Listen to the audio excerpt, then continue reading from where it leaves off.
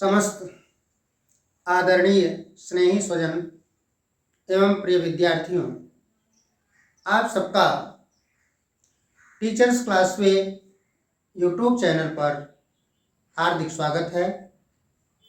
आज हम लोग कक्षा 9 संस्कृत पद्य पीयूषम तृतीय पाठ अन्योक्ति मौक्तिकान के तृतीय भाग के विषय में अध्ययन करेंगे। अभी तक इसके पूर्व में 2 भाग हमने आपको स्पष्ट रूप से व्याख्यायित किया है, जिसमें प्रथम भाग में अन्योक्ति की व्याख्या के साथ 2 श्लोकों की व्याख्या की गई है। द्वितीय भाग में तृतीय श्लोक से लेकर के पंचम श्लोक तक की व्याख्या की गई है। अब इस तृतीय भाग में हम श्लोक संख्या 6 से प्रारंभ कर रहे हैं। श्लोक संख्या 6 ये अन्योक्ति मौक्तिकान का श्लोक संख्या 6 है। वो देखें कौन सा श्लोक है। श्लोक संख्या 6 उसके विषय में हम लोग अच्छे ढंग से अध्ययन करते हैं। श्लोक संख्या 6 है,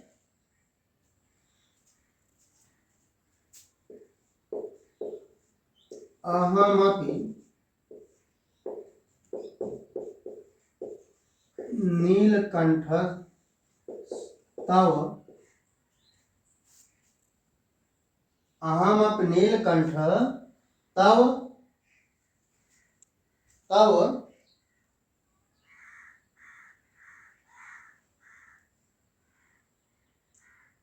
अहम अस्मि। अहम अपि नहीं है, अहम अस्मि। देखें इसको स्पष्ट कर लें।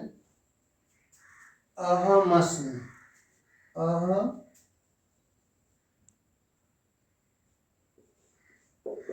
अहमस्मि ये है।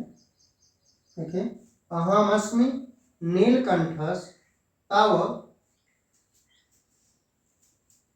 नीलकंठस तव खलु तुष्यामि शब्द मात्र हैं। खलु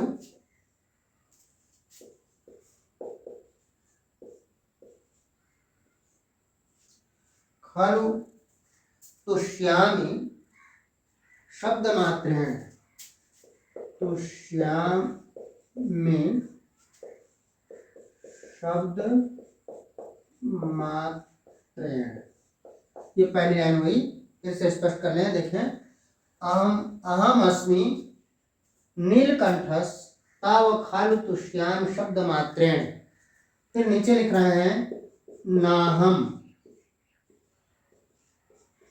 जलधर, नाहम जलधर भवतश्चातक इव जीवनम याचे। भवतश्चातक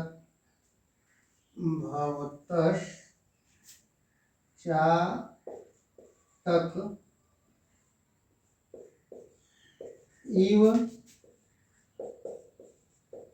जीवनम याचे। देखें श्लोक आपका पूर्ण हो चुका है। अहम अस्मि नीलकंठस तव खलु तुष्यामि शब्द मात्रेण नाहम जलधर भवतश्चातक इव जीवनम याचे। अब देखें इसको आप कैसे सस्वर पाठ कर सकते हैं। अहमस्मि नीलकंठस तव खलु तुष्यामि शब्द मात्रेण नाहं जलधर भवतश्चातक इव जीवनम याचे। इसको आप और ढंग से भी गा सकते हैं। अहमस्मि नीलकंठ तव खलु तुष्यामि शब्द मात्रेण नाहं जलधर भवतश्चातक इव जीवनम याचे। अब यहाँ पर देखें कहना क्या है इनका। इसमें किसको माध्यम बना करके क्या समझाना चाहते हैं, इस श्लोक का अर्थ क्या है, हम लोग देख लें। अहम अस्मि, अहम माने समझते हैं, अस्मि माने हूँ, नीलकंठ। यहाँ पर नीलकंठ शब्द आया है, नीलकंठ, नीलकंठ मोर, मोर के लिए ना। खल माने निश्चित रूप से समझते हैं तुष्यामी, तुष्यामी माने प्रसन्न होता हूं, प्रसन्न होता हूं ना। नीलकंठ मोर, मोर के बाद लगा दीजिए ये। एक शब्द मात्रेण, शब्द मात्र लिख रहे हैं, शब्द मात्रेण का भाव है यहाँ पर आवाज या गर्जना मात्र से। न हम अलग अलग कर लिया आपने, न माने नहीं, अहम माने मैं, जलधर, जलधर माने समझते ही हैं, जलधर, जलधर माने जलम धारयति जलधर, बादल न। भवतः, भवतः माने आप सब, आपका। चातक, चातक, चातक ये पपीहा पक्षी होता है, उसी को चातक कहते हैं। इव जीवनम याचे, याचे माने होता है मांगना, मांगना। अब देखें इस श्लोक के माध्यम से, अब आप देखें कि क्या इसमें संकेत किया जा रहा है। यहाँ पर नीलकंठ अर्थात मोर, दूसरा शब्द है जलधर, बादल। बादल संबोधन के रूप में है, आप देख रहे हैं कि हे बादल, हे बादल, अहम अस्मि नीलकंठ, मैं नीलकंठ हूं, मैं मोर हूं। खालू तुष्यामि शब्द मात्रेण, जो कि केवल तुम्हारे शब्द मात्र से, तुम्हारे गर्जना मात्र से ही तुष्यामि प्रसन्न हो जाता हूं, खुश हो जाता हूं। वो सीधे नीलकंठ कह रहा है, मोर कह रहा है सीधे सीधे बादल से। यहां पर देखिए निस्वार्थ स्नेह को, निस्वार्थ प्रेम को किस तरह से दर्शाया गया है। अन्योक्ति पर आप जाएं तो आप देखें कि अन्योक्ति क्या है, अन्योक्ति के भाव को यहां पर कैसे दर्शाया गया है। यहां पर एकदम नीलकंठ के माध्यम से, मोर के माध्यम से निस्वार्थ प्रेम को दर्शाया गया है, बतलाया गया है। सच्चे प्रेमी, सच्चे प्रेमी और याचक प्रेमी, दो बात आप देख लें।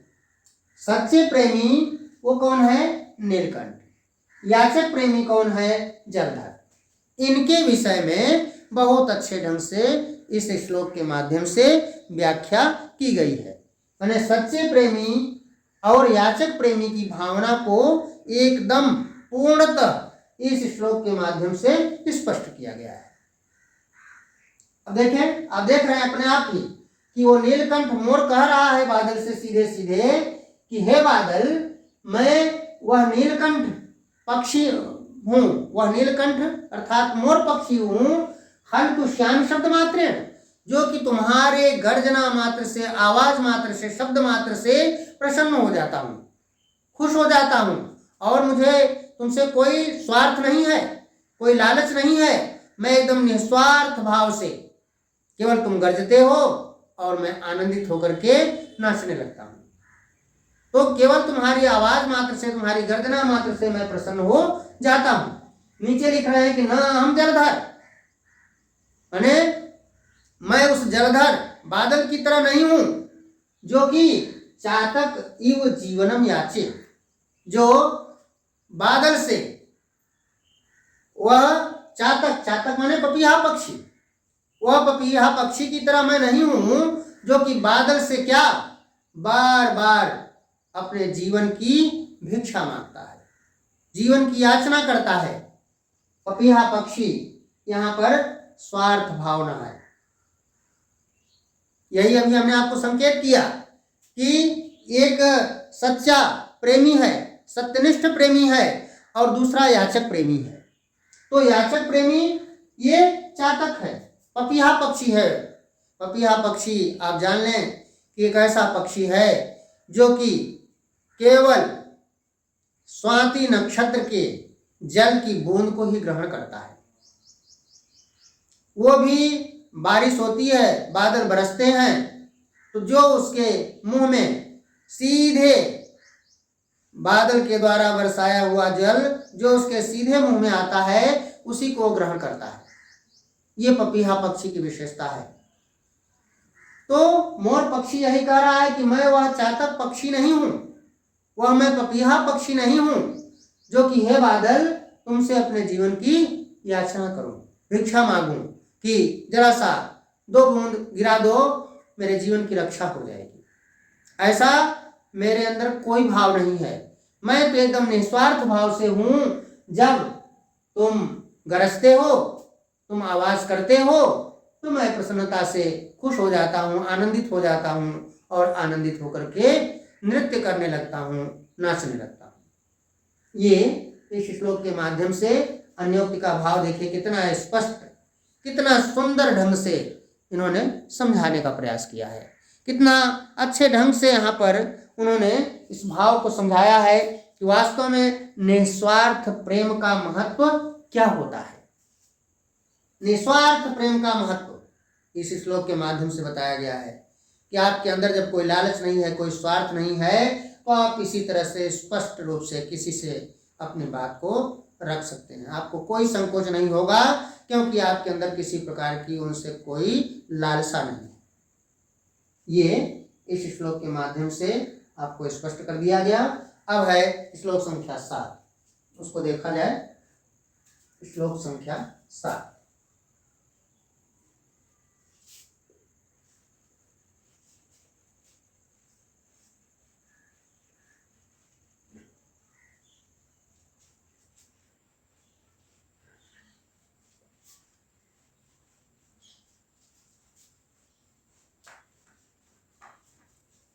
श्लोक संख्या 7 देखते हैं कौन सा है। श्लोक संख्या 7, श्लोक संख्या 7 है आपका।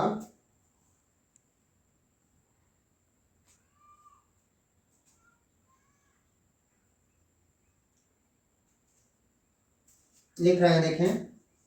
अग्नि दाहे न में दुखम। फिर कह रहे हैं छेदे न निकषे न वा। अग्निदाहे न में दुखम छेदे न निकषे न वा। फिर लिख रहे हैं नीचे कि यत्तदेव यत्तदेव यत्तदेव महद दुखम। देखें, यत्तदेव महद दुखम, मह 2 छूट गया, महद दुखम। फिर आगे लिख रहे हैं गुंजया सह तोलनम। देखें, अब श्लोक आपका लगभग स्पष्ट हो गया है। यत्तदेव महद दुखम गुंजया सह तोलनम। अब इसको आप देखें। अग्निदाहे न मे दुखम छेदेन निकषेन वा।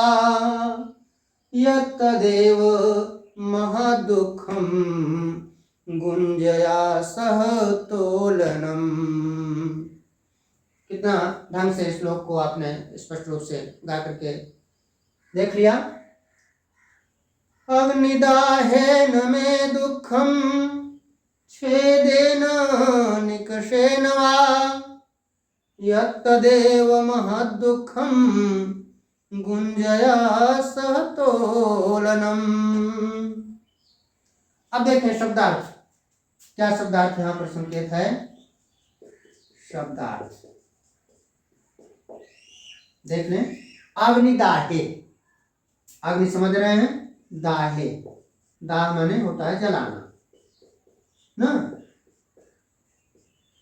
न में दुखम, फिर कहा छेदे, छेदे, छेदे माने होता है काटना ना। निकषे, निकषे कसौटी पर कसना, निकष। यत् तदेव, उस समय, महद दुखम, गुंजया, गुंजया कहते हैं घूची ना, घूमुची, घूमुची भी इसको बोलते हैं, ये ऐसे भी लोग लिखते हैं घूमुची, ये ना घूमुची। सह, सह माने समझते ही हैं, साथ होता है, सह साथ। तोलना माने तौलना ना। अब देखें इस श्लोक के माध्यम से क्या समझाना चाहते हैं, क्या बताना चाह रहे हैं। कितना सुंदर सा श्लोक आपके सामने है, देख लें आप इसमें क्या समझाना चाह रहे हैं। माने कि कौन कह रहा है, क्या कह रहा है, उसके कहने का भाव क्या है, वो किसको माध्यम बना करके किसे समझाना चाहता है, इस बात को देख लिया जाए। यहां पर स्पष्ट रूप से आप देख लें, सोना जो कि एक कीमती धातु है, सोना यहां पर अपनी बात को रख रहा है। वो कह रहा है कि मैं अपनी वास्तविकता से एकदम खुश हूं, प्रसन्न हूं, लेकिन मुझे दुख कब होता है, किस समय मुझे दुख का आभास होता है, इसको इस श्लोक के माध्यम से वर्णन किया गया है। माने कि जो वास्तव में गुणवान व्यक्ति है, उसको आप कितना भी तपा दीजिए, कितना कठोर से कठोर उसको आप यातना दीजिए, वो जरा सा भी कष्टित नहीं होगा, क्योंकि उसके अंदर सच्चाई है। आप कितनी भी कठोर से कठोर परीक्षा उसकी लीजिए, लेकिन वह यदि वास्तव में सच्चा है तो जरा सा भी भयभीत नहीं होगा, जरा सा भी दुखी नहीं होगा। लेकिन यदि उस गुणवान व्यक्ति का आप अनादर करें, उसका जो है अपमान करें, उसका अवमूल्यन करें, तो वह चीज उसे कभी भी सहन नहीं होता है, उसको वह सहन नहीं कर पाता है। इसी बात को इस श्लोक के माध्यम से अन्योक्त के भाव को दर्शाया गया है। अब पहले अर्थ आप देख लें स्पष्ट, क्या बताना है। कह रहे हैं कि अग्निदाहे न मे दुखम, सोना कह रहा है कि अग्नि में जलाने पर मुझे दुख नहीं होता। अग्नि में कितना भी जला दिया जाए, जबकि अग्नि का काम है कोई भी वो उसको जलाकर राख कर देता है, लेकिन सोना कह रहा है कि अग्नि में तपाने पर, अग्नि में जलाने पर मुझको जरा सा भी दुख नहीं होता है। कहा छेदे न, मुझको काटा जाता है, थोड़ा थोड़ा रत्ती रत्ती करके मुझको काट दिया जाता है, तब भी मुझको किसी प्रकार का कोई दुख नहीं होता। फिर कहा निकषे नवा, वह माने अथवा, और निकष माने कसौटी पर, कसौटी पर कसा जाता है, मुझे तपाया जाता है, उस समय भी मुझको कोई दुख नहीं होता है। लेकिन उसका भाव क्या है, कह रहा है कि यत् तदेव महद दुखम, उस समय मुझे महान दुख होता है, अपार कष्ट होता है। गुंजया सतोलना, जब मुझको घुमुची, घुमुची जैसे एकदम, माने जो कि कह सकते हैं कि बहुत छोटी चीज है, मात्रा की सबसे छोटी से छोटी इकाई है, जब उसके माध्यम से मुझको तोड़ा जाता है, उस समय मुझे महान दुख होता है, अपार कष्ट होता है। माने गुंजया सतोलनम, जब मुझे घुमती जैसे एकदम कम मात्रा के को तौलने वाले बाट के माध्यम से मुझे जब तौला जाता है तो उस समय मुझको महान दुख होता है। घुमची रत्ती एकदम व्यर्थ की चीज से मुझको जब तौला जाता है उसी समय मुझको अपार कष्ट होता है। अभी हमने आपको इसका दूसरा अर्थ संकेत किया कि सोने के माध्यम से क्या समझाना चाहते हैं, किसी और को क्या समझाने का भाव है। कह रहे हैं कि कोई गुणवान व्यक्ति है, उसकी कितनी भी कठोर से कठोर आप परीक्षा लीजिए, उसको किसी प्रकार का कोई कष्ट नहीं होता। जैसे सोने को कष्ट नहीं हो रहा है, लेकिन सोने को कष्ट हो रहा है कब? गुंज या सतोलन, जब उसको घुमची रत्ती जैसे चीज से तौला जा रहा है, उस समय उसको महान दुख हो रहा है, क्योंकि उसका वहां पर अवमूल्यन हो रहा है, उसका अपमान किया जा रहा है। तो यहाँ पर इस श्लोक के माध्यम से सोने को माध्यम बना करके किसी गुणवान व्यक्ति के विषय में वर्णन किया गया है। फिर से आप श्लोक का अर्थ देख लें।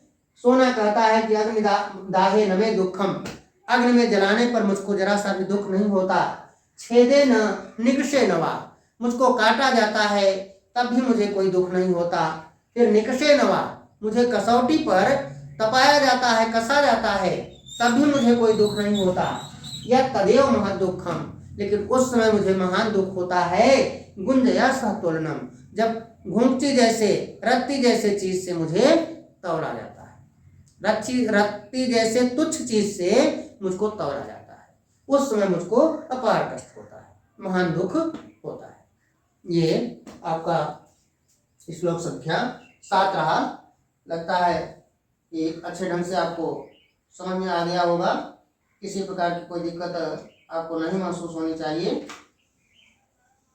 अब हम अगले श्लोक पर चलते हैं, श्लोक संख्या 8।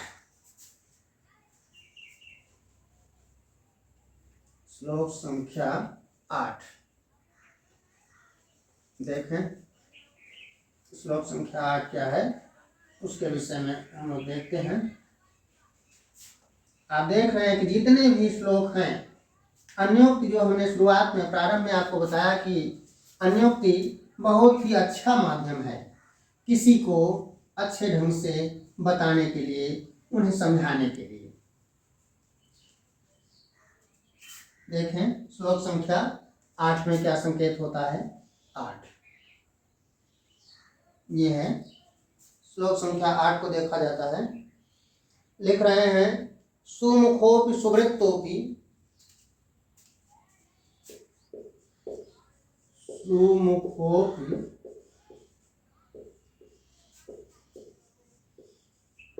सुवृत्तोपि सन्मार्ग पतितोपि सन। देख लें, यह लिखा है कि सुमुखोपि सुवृत्तोपि सन्मार्ग पतितोपि सन। फिर सताम वै पाद लगने पी, सताम वै पाद लगने पी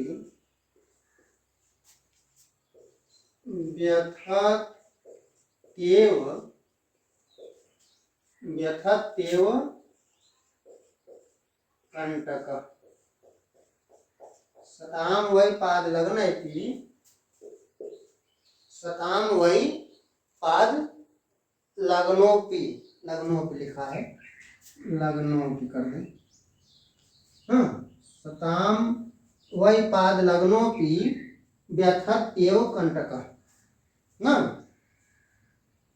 व्यथत्येव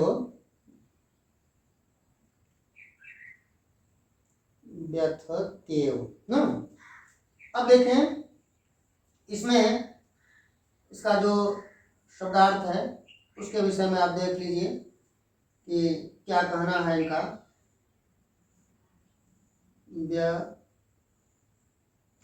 व्यथयत्येव शब्द लगता है स्पष्ट हो रहा है ज़्यादा। व्यथयत्येव देख लें, क्योंकि व्यथयत शब्द बनेगा, व्यथक नहीं बनेगा।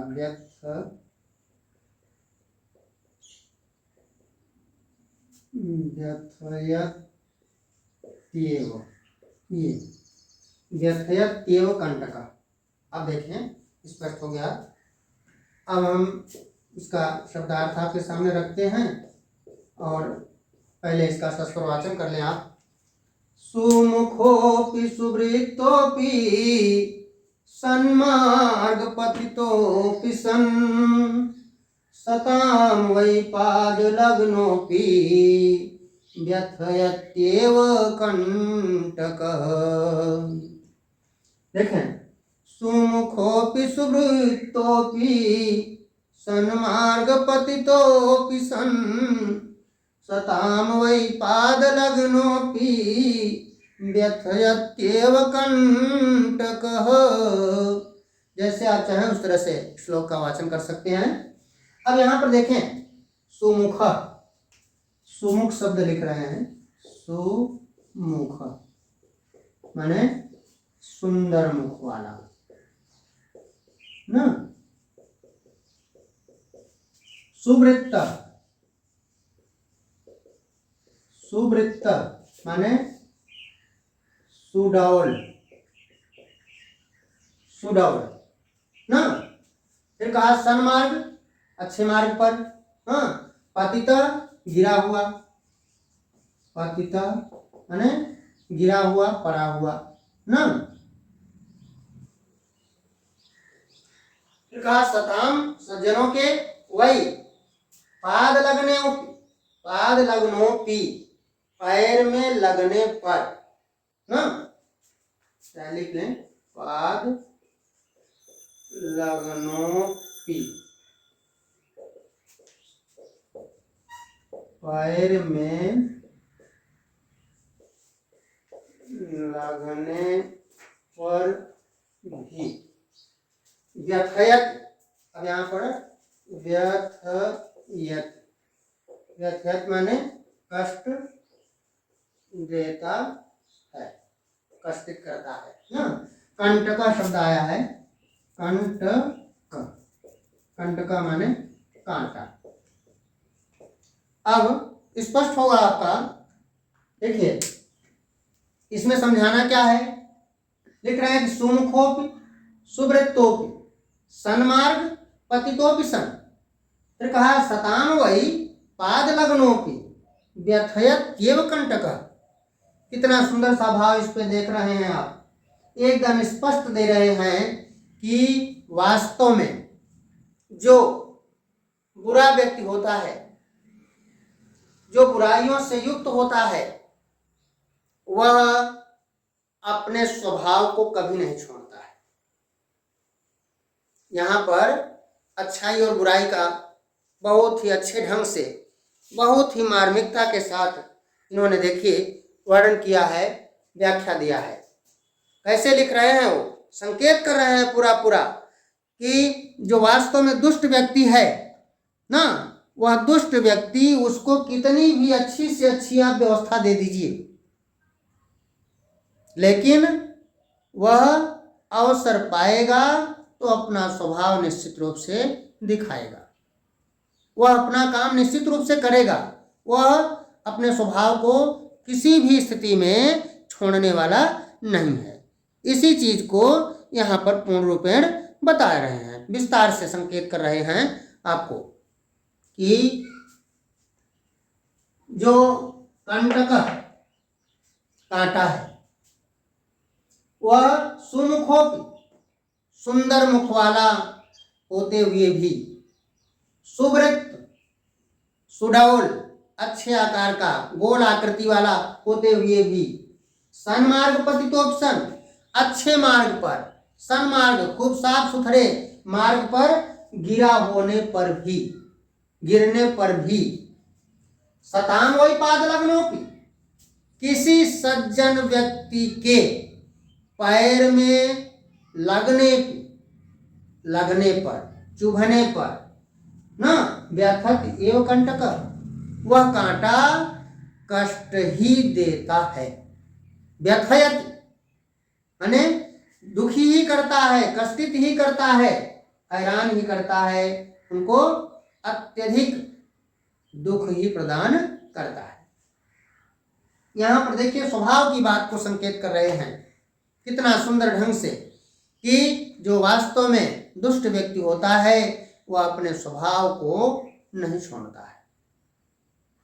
ये कांटे का उदाहरण देकर के, कांटे को माध्यम बना करके अन्योक्ति का भाव यहाँ पर दर्शाया जा रहा है।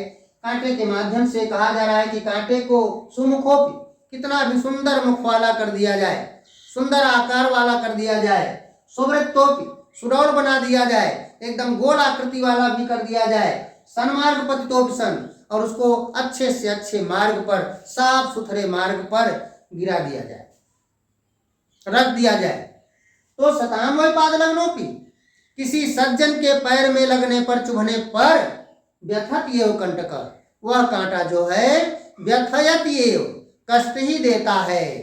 वह ऐसा नहीं है कि किसी सज्जन के पैर में चुभेगा तो उसे छोड़ देगा कि भैया चलिए आप सज्जन पुरुष हैं, मैं आपको दुखी नहीं करूंगा, मैं आपको नहीं चुभूंगा, आपको मैं कष्ट नहीं दूंगा। लेकिन उसका स्वभाव है कि वह अपने स्वभाव को नहीं छोड़ सकता। कांटे का काम है आपको कष्ट देना, आपको दुखी करना। आप कितना भी अच्छी से अच्छी व्यवस्था उसको दे दीजिए, वह निश्चित रूप से अपना कार्य समय पर करेगा ही। इसलिए कहा जाता है ना, काटे चाटे स्वानते दुहु भांत विपरीत, माने काटता है तब भी, चाटता है तब भी, दोनों प्रकार से कष्टदायी ही है, दुहु भांत विपरीत। तो यहाँ पर भाव को समझिए कि कितना अच्छे ढंग से यहाँ पर इन्होंने अन्योक्ति का भाव दर्शाया है। कहते हैं कि कह रहीम कैसे निभे बेर केर को संग, वे डोलत रस आपने उनके फाटत अंग।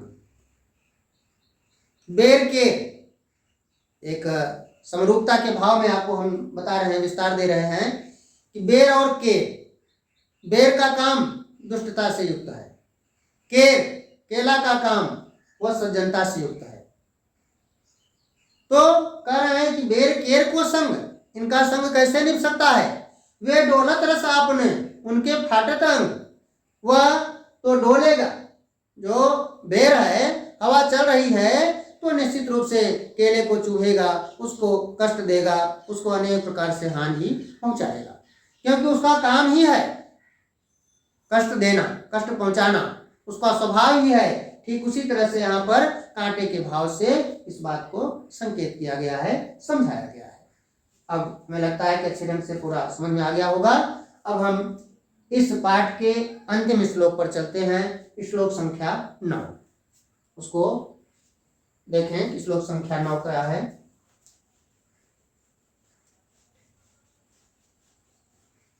श्लोक संख्या 9,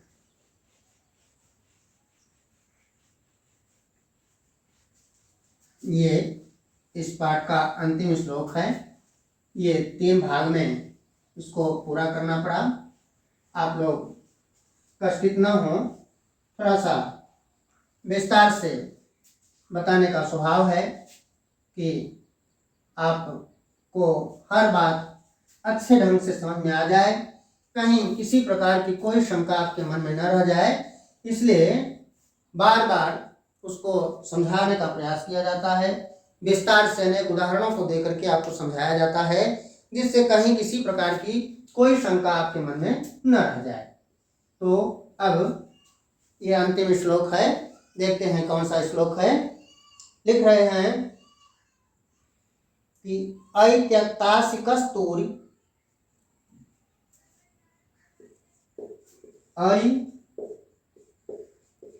ऐत्यक्तासि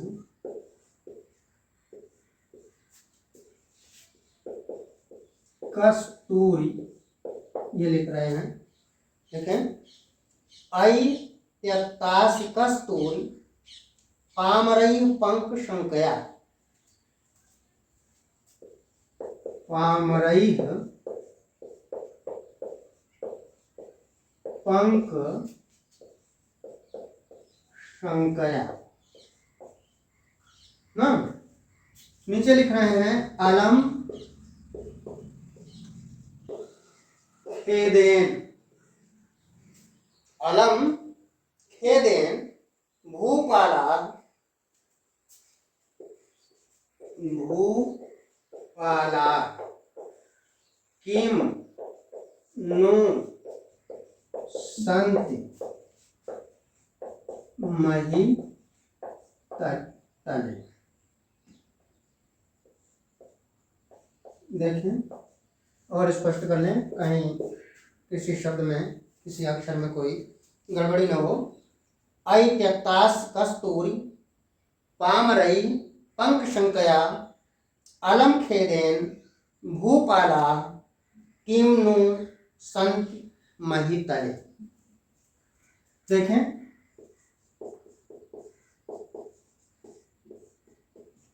इसमें शब्दार्थ आप देख लें। ये त्यक्तास, त्यक्त कई बार शब्द आ चुका है, त्यक्तास ना, त्याग दी गई हो ना। कस्तूरी, कस्तूरी के लिए है नाम, जो कस्तूरी, जो अभी आपको कस्तूरी के विषय में हम आपको संकेत करेंगे। पामरई, पामरई, पामर कहते हैं मूर्ख, मूर्खों कर दीजिए, बहुवचन में है, मूर्खों के द्वारा ना। पंख लिख रहे हैं, पंख माने होता है कीचड़ ना। शंकया समझ रहे हैं, शंका। अलम, अलम माने, अलम माने व्यर्थ, अलम माने पर्याप्त भी होता है। यहाँ पर आप देख लें कि अलम खेदेन, खेद माने कष्ट, भूपाला, भूपाला माने राजा न। किम संत मही तले, मही तले शब्द है, मही तले न, पृथ्वी पर। अब देखें इसमें ये समझाना क्या चाहते हैं, किस बात को इस श्लोक के माध्यम से बताना चाहते हैं। ये देखें कैसे, क्या संकेत कर रहे हैं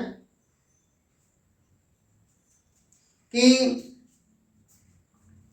कोई मूर्ख व्यक्ति है, यदि अपने मूर्खता के कारण, अपनी जड़ता के कारण आपका अपमान करता है, तो आपको उसकी परवाह नहीं करना चाहिए। क्यों? क्योंकि पहले ही शब्द आप तो देख रहे हैं, उसके लिए लिख दिया गया है पामरई। वो अपनी मूर्खता के कारण, अज्ञानता के कारण यदि वह आपको अपमानित कर देता है, आपको बुरा भला कह देता है, तो आप जरा सा भी अपने आप को अपमानित मत महसूस करिए। क्यों? क्योंकि संसार में कोई न कोई तो अवश्य मिलेगा जो कि आपके गुण को समझेगा, आपकी विशेषता का बखान करेगा। इसलिए आप अलम खेदेन, जरा सा भी आप कष्टित मत होइए। इसी बात को यहाँ पर देखिए कितना अच्छे ढंग से उन्होंने संकेत किया है कि ऐ त्यक्तास कस्तूरी, हे कस्तूरी, यदि तुम त्याग दी गई हो, छोड़ दी गई हो, पामरई मूर्खों के द्वारा, पंक शंकया कीचड़ की शंकावश। हे कस्तूरी, यदि किसी मूर्ख के द्वारा कीचड़ की शंकावश तुमको त्याग दिया गया है, तो कहा अलम खेदेन, तुम व्यर्थ में दुखी मत हो, कष्टित मत हो। क्यों? भूपाला किम्नु संति मही तले, क्या इस पृथ्वी पर कोई राजा नहीं है? किम नु संति, क्या कोई नहीं है महीतले, पृथ्वी पर, भूपाला, राजा। तो कोई तो राजा इस धरती पर मिलेगा जो कि आपके कीमत को, आपके गुण को पहचानेगा और आपको सम्मान प्रदान करेगा। इसी भाव को यहाँ पर अन्योक्त की भावना से कितना बढ़िया ढंग से समझाया गया है, कितना सुंदर ढंग से समझाया गया है कस्तूरी को उदाहरण लेकर के। कस्तूरी कुंडल बसे मृग ढूंढे बनमाई, ऐसे घट घट राम है दुनिया देखे ना। वही कस्तूरी है। कस्तूरी ये महंगी चीज है, कीमती चीज है।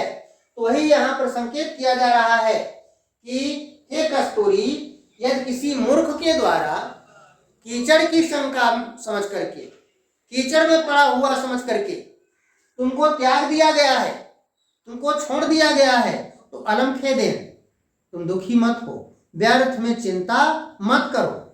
किम नु संति महीतले भूपाला, क्या इस धरती पर कोई राजा नहीं है? कोई तो राजा इस धरती पर मिलेगा जो निश्चित रूप से आपकी वास्तविकता को समझेगा और आपकी कीमत समझेगा, आपके गुण का बखान करेगा। कोई न कोई तो निश्चित रूप से इस धरती पर होगा। तो इस भाव को यहाँ पर समझाया जा रहा है। देखिए कितना सुंदर ढंग से यहाँ पर उस बात को संकेत किया जा रहा है कि वास्तव में जो कस्तूरी के माध्यम से संकेत किया जा रहा है कि गुणवान की कीमत कौन समझता है? गुणवान ही समझता है। गुणवान की कीमत को कोई गुणी व्यक्ति ही समझ सकता है। कोई मूर्ख होगा तो भला गुणवान की कीमत क्या समझेगा? तो इसीलिए संकेत किया जा रहा है कि यदि कोई मूर्ख व्यक्ति आपको अपमानित भी कर रहा है तो आप जरा सा भी अपने आप को अपमानित मत महसूस करिए, क्योंकि वह तो अपने अज्ञानता, मूर्खता बस आपको अपमानित कर रहा है। वह आपके गुण की कीमत कहाँ समझ रहा है? वह आपके ज्ञान के, अपने आपके विज्ञान के, आपके बुद्धि के, आपके विवेक को वह कहाँ जान रहा है? इसलिए यदि वह अपमानित कर रहा है मूर्ख व्यक्ति, तो आप जरा सा भी चिंता न करें, जरा सा भी दुखी मत हो, क्योंकि इस धरती पर कोई न कोई अवश्य बुद्धिशाली होगा, विवेकी होगा, जो कि आपके गुण की कीमत को समझेगा। ये इस अन्योक्त के माध्यम से संकेत किया गया है। बहुत सुंदर ढंग से देख रहे हैं आप कि भाव है कस्तूरी का, लेकिन वास्तविकता कहीं और है। इसी का भाव है, इसी का नाम है अन्योक्त। कितना सुंदर ढंग से समझाने का प्रयास किया है कि वास्तव में दुनिया में बहुत से ऐसे लोग हैं जो कि कितने ज्ञानवान व्यक्ति हैं, उनको भी अपमानित कर देते हैं। तो वह व्यक्ति यदि अपने अपमान को महसूस करने लगेगा मूर्खों के द्वारा कहने पर, तो वो ज्ञानी कहाँ? उसको तो जरा सा भी उन मूर्खों की बात पर चिंता नहीं करना चाहिए, क्योंकि वो तो वास्तव में मूर्ख हैं ही, अज्ञानी हैं ही, अपने अज्ञानता बस ही आपको बुरा भला कर रहे हैं। इसलिए आपको जरा सा भी दुखी नहीं होना है, चिंतित नहीं होना है, व्यर्थ में चिंता नहीं करना है। कोई न कोई राजा धरती पर जरूर होगा जो कि वास्तविकता को समझेगा, आपकी कीमत को समझेगा और आपका सम्मान करेगा। ये आपका इस अन्योक्त मौक्तिकान का अंतिम श्लोक रहा। ये श्लोक हमने विस्तार से अच्छे ढंग से आपको समझाने का प्रयास किया है।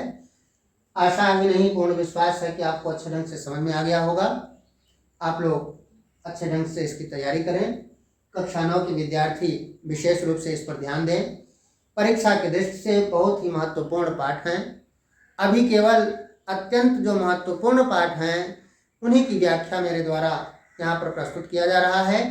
आप लोग ये मत सोचिएगा कि गुरुजी बीच बीच में पाठ को छोड़ करके आगे क्यों बढ़ रहे हैं, क्योंकि कुछ स्थितियाँ ऐसी हैं कि पहले जो अत्यंत महत्वपूर्ण पाठ हैं उन पर विशेष चर्चा हम कर लेते हैं। उसके बाद जो अन्य शेष पाठ बचते हैं उनकी भी व्याख्या आपके समक्ष प्रस्तुत किया जाएगा। इसमें किसी प्रकार की कोई शंका नहीं है, किसी प्रकार से कोई आपको कष्ट नहीं मिलेगा।